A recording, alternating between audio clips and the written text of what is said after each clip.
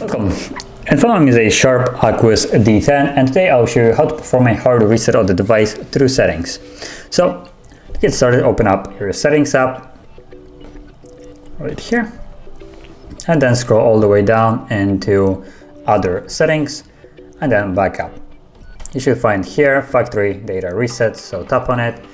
It will give you a message on what you will lose in this process. So as you can see, Google account, system and app data, downloaded apps, music, photos, and other user data.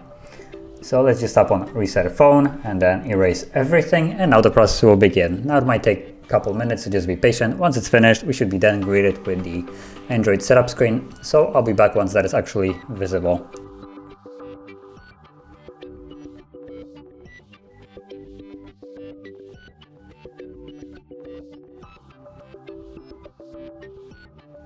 And as you can see, now the process is finished, and you can set up your device as however you like.